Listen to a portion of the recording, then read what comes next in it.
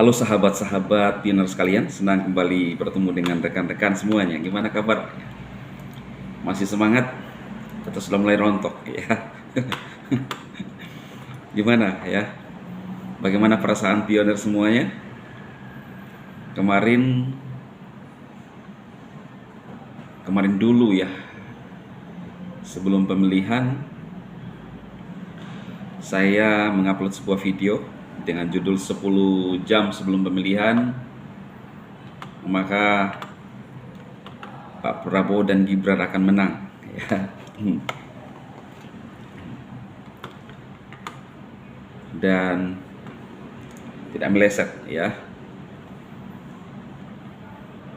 Teman-teman jangan kecewa karena kita berbeda pilihan,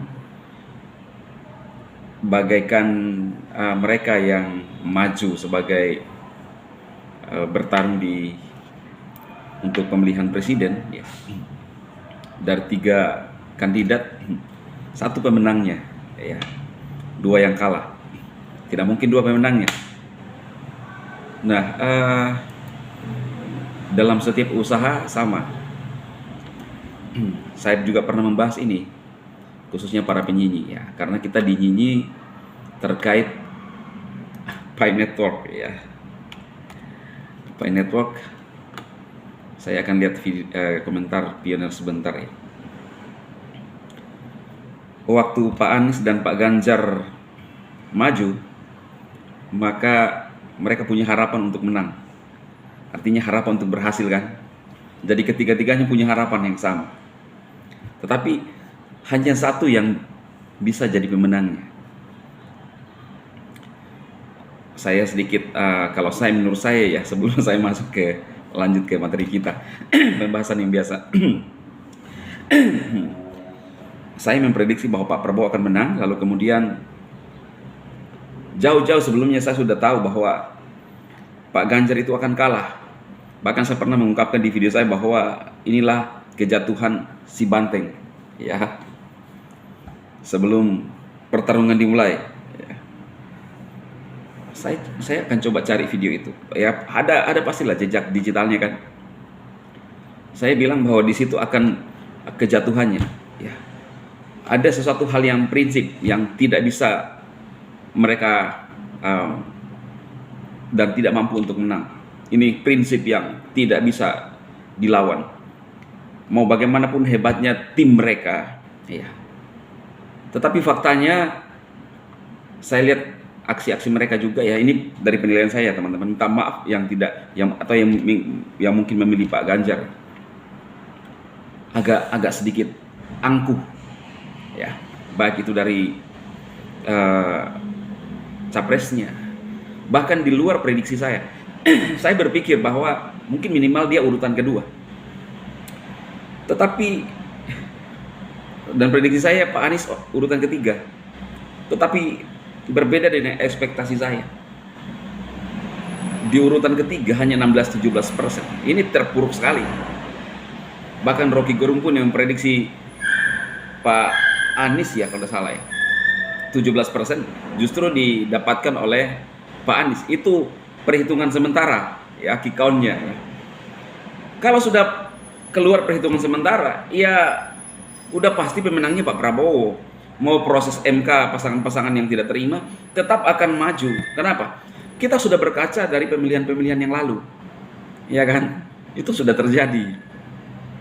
Jadi benar-benar terpuruk, sangat terpuruk. Ya, saya belum bisa menyebutkan kenapa bisa terjadi seperti itu. Ada hal yang prinsip yang dia lakukan yang salah, ya, yang itu mempengaruhi kekuatan bumi untuk dia bisa gagal. Kalau toh seandainya dia bisa menahan itu, ya kemungkinan besar. Tetapi ada hal yang prinsip. Saya pernah membahas itu. Ya. Nah, oke, teman-teman, kita lupakan. Ya. Tapi sepertinya ke depan ini menarik. Strategi politik, walaupun banyak, lihat di debat-debat seperti yang disampaikan oleh Bang Fahri Hamzah. Saya jujur, saya sangat senang dengan cara berpikir Fahri Hamzah sekarang. Dulu sempat saya juga gak terlalu suka karena cara-cara dia yang kadang-kadang menurut saya berlebihan. Tetapi hari-hari ini sejak bersama dengan Pak Jokowi, Fahri Hamzah itu cara berpikirnya normal dan baik.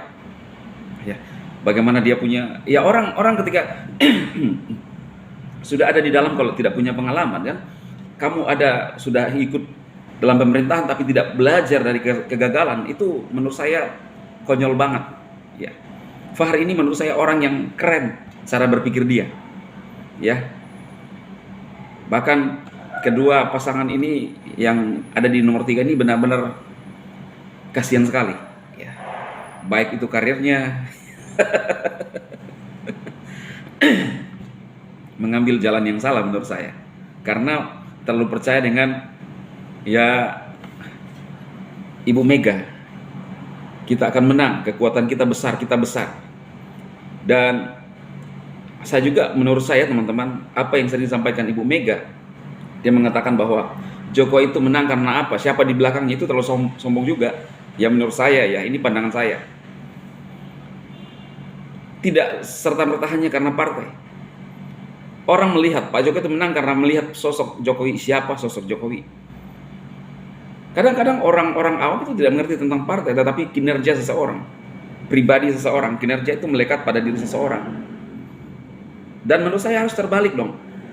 PDI menang karena apa? Ada Pak Jokowi saat itu, ya kan? Faktanya sekarang, ya.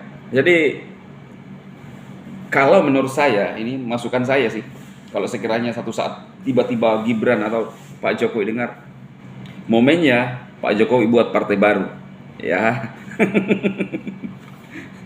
Nah, dan sekarang Pak Prabowo adalah ketua partai, ya, CEO partai Gerindra. Ya siapa yang bisa intervensi dia? Kalau Pak Jokowi dulu masih boleh dikatakan karena ada di atasnya, bisa mendikte, sekarang nggak bisa. Bahkan ya kalau saya bilang Pak Jokowi melenggang